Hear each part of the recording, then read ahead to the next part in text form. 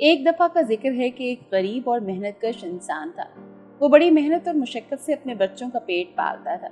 ये एक गरीब और मेहनतकश इंसान की कहानी है जो अपने गधे पर मशक़ें लाद कर लोगों के घरों तक पानी पहुंचाता था और उनसे अपनी मेहनत और इस मुशक्कत का वसूल करता।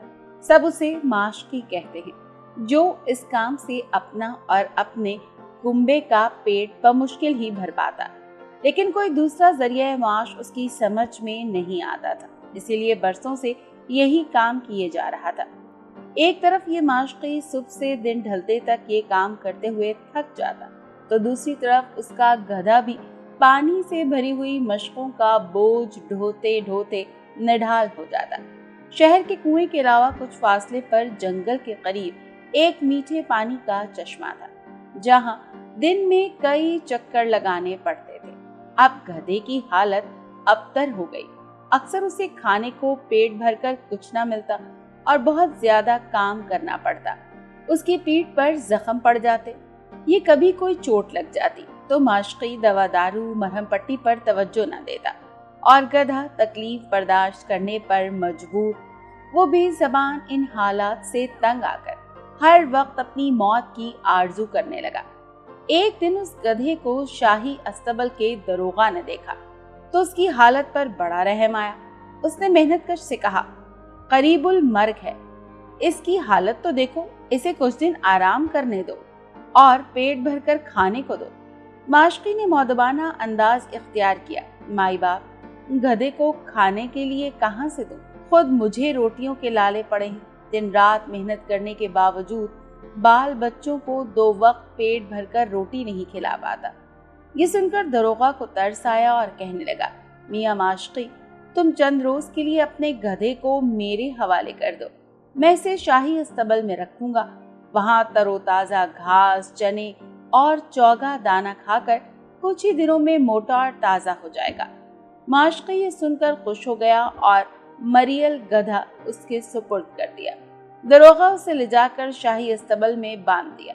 वहां जाकर गधे की आंखें हैरत से फटी की फटी रह गईं। हर तरफ तुर्की और अरबी नस्ल के घोड़े और हर घोड़े का बदन खूब फरवा था और उनकी खाल आईने की तरह चमक रही थी।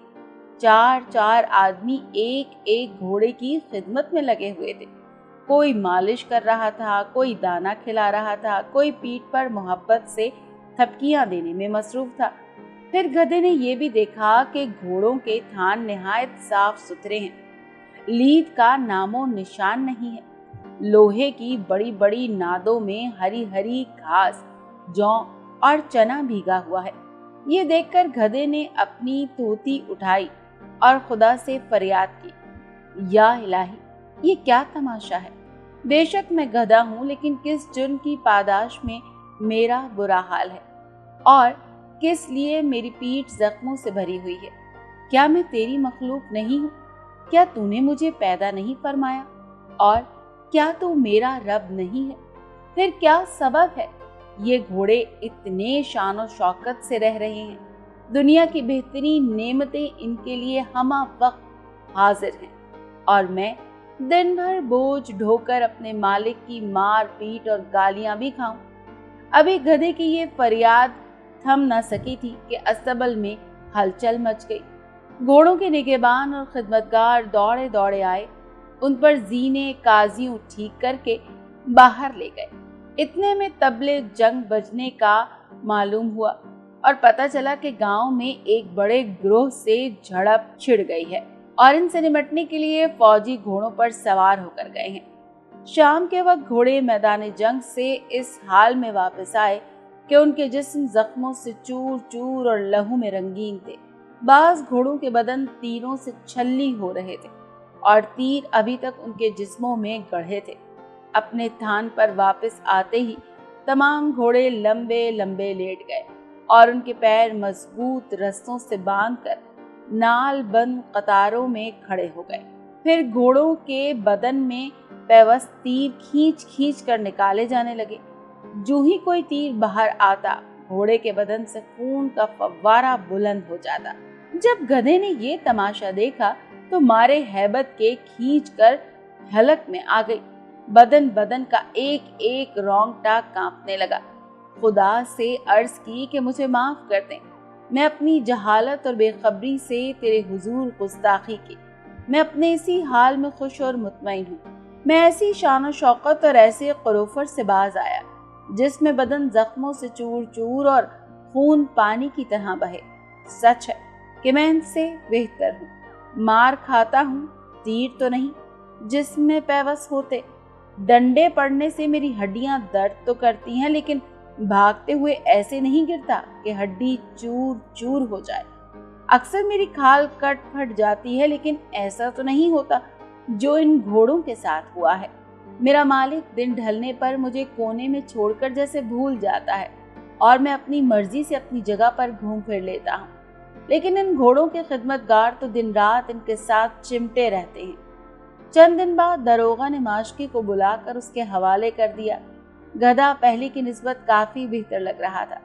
उसके मालिक ने सोचा कि इसका सबब अच्छी खुराक और आराम और सुकून है, मगर गधा जानता था कि अस्तबल में रहकर उसे जिन नेमतों के साथ अपनी हैसियत और मकाम का जो एहसास हुआ है, वो ये सब देखने से पहले कभी नहीं हुआ। वो कभी नहीं हुआ था।